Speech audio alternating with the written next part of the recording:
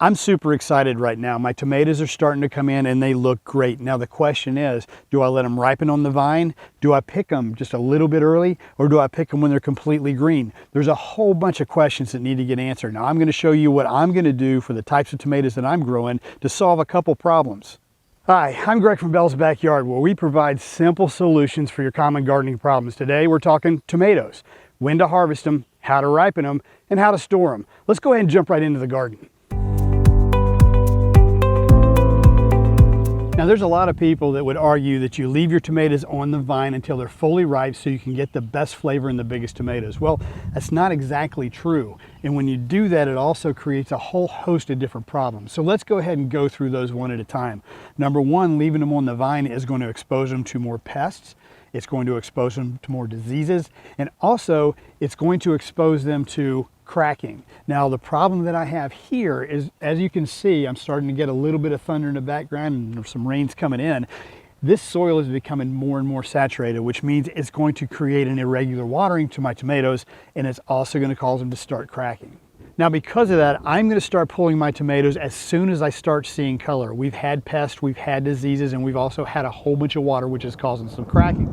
So with my Roma tomatoes, what I'm going to do is, as soon as I start seeing color, they're going to come off. My Roma is going to start turning a little bit yellow and then turn a little bit orange. That's when they're going to come off the plant. So here's a really good example of a cluster of a determinate tomato. These are my Romas.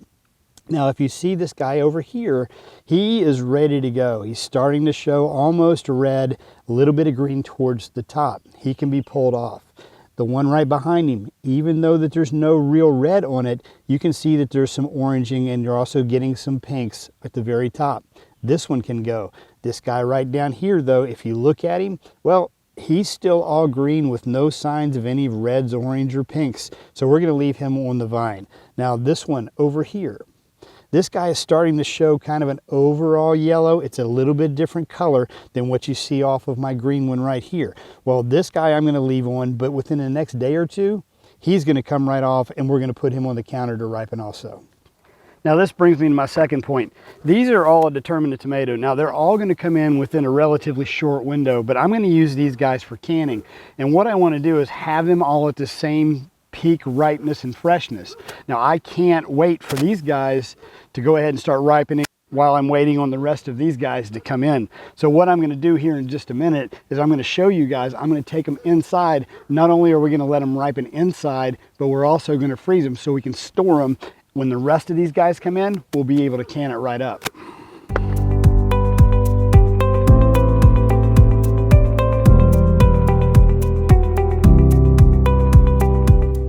These guys right here are my Cherokee purples. I love growing these guys, but in my opinion, they are kind of prone to cracking. Now you can see this guy has already started.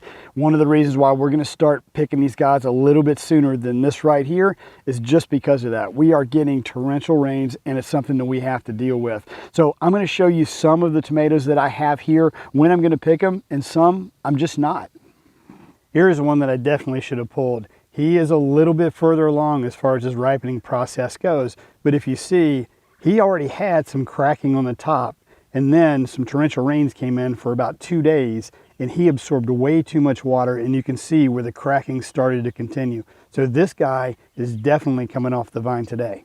Don't be afraid to pull your heirloom tomatoes based off of their size, because if you see this guy right here, even though he's only about a quarter the size of our other Cherokee purples, he's already starting to turn. He's not going to grow any bigger, and that's kind of normal for an heirloom tomato. Some are going to get incredibly large, some are going to come in small, but when you start to see that color, then it's time to pull it. Here's about the earliest that I would pull these tomatoes, but I'm going to just because of the moisture in the soil, and I'm afraid it's going to get some cracking. So what we're going to do is we're going to take him, but if you look, you can see he is doing incredibly well, but I'm starting to see just a little bit of pink out here on the edges. This guy's going to be just fine to take off the vine. Here's one we're definitely going to keep an eye on. You see this guy right here, even though he's completely green, you're starting to see a little bit of cracking, and that was from all that torrential rain that we've just gotten, and the soil is so moist. So as soon as I see any indication that it's starting to turn a little pink, then he's coming off the vine. Now, all of the tomatoes that can be picked right now have been picked. Now, obviously, there's not enough to can because it's going to take about 25 pounds to do 7 quarts. But what I can do is take these guys inside. I'm going to put them on the counter and show you how we're preparing them to freeze. We'll freeze them, and that way they can just wait until the rest of the major crop comes in. Then we can add that to it, and that'll help us with the volume that we're going to can. Let's go on inside.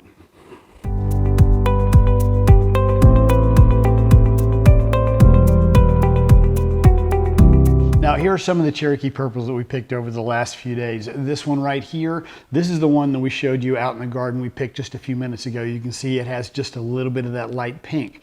Well, this guy right here, well, this guy is the same as what this guy looked like 2 days ago. They ripen incredibly fast when you're doing it organically or you're picking it straight from your garden. And then this guy right here, this beautiful purple dusky look to it, well, this guy was picked about 4 days ago. So you can see that it doesn't have to be on the vine before it gets perfectly ripe. As a matter of fact, let's take a look. This is the first time that I've done this, and this is going to be my first Cherokee purple of the season. So let's take this guy and let's go ahead and open him up. I can't wait to see what he looks like.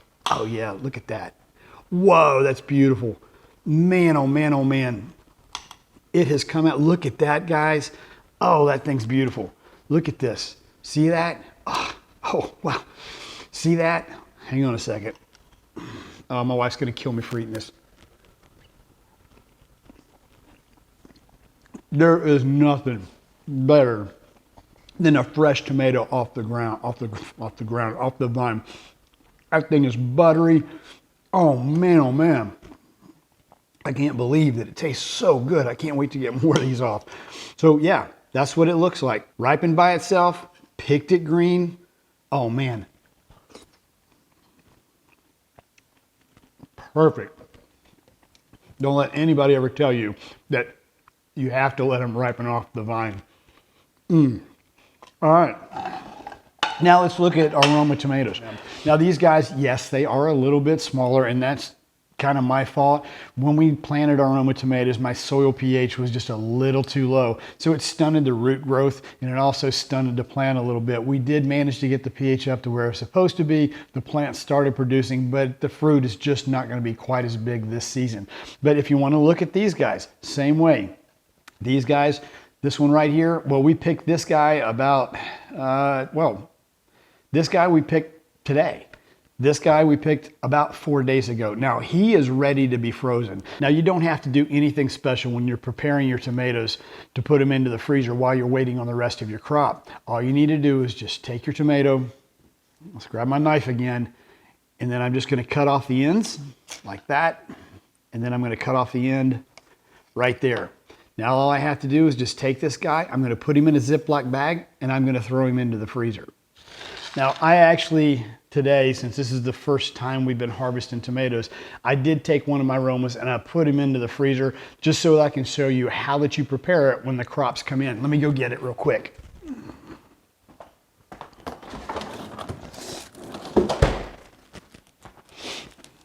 Now, like I said, I only did one. And this guy, I did it this morning, and it's ready to go. It's completely frozen. Now, what I have over here to the side is just a hot pot of water. When you're getting ready to blanch your tomatoes that are just been freshly picked, like the ones we're waiting on outside, and you have your freezer tomatoes, all you're gonna need to do is just take these guys and just put them into some of that warm water, just like you're gonna be blanching your other tomatoes, and just let it sit for just a second or two. Once you do that, that skin's gonna come loose really quick. Then all we're gonna have to do is just take this, guys, and just peel it right off. Look at that, comes off just perfect. Bingo. Now all I'm gonna have to do, take this guy, put him into a bowl, then mix him with the rest of my tomatoes, and we're ready to can. I'm Greg from Bell's Backyard. I really hope this helped. If you like what you saw, subscribe, give me a thumbs up to the channel. And also, I wanna know kind of what your grandmother, your mother did, or if you do it differently too. Let's go ahead and share this with everybody. Some people have different techniques. This one happens to be mine. I'll see you guys in the backyard soon.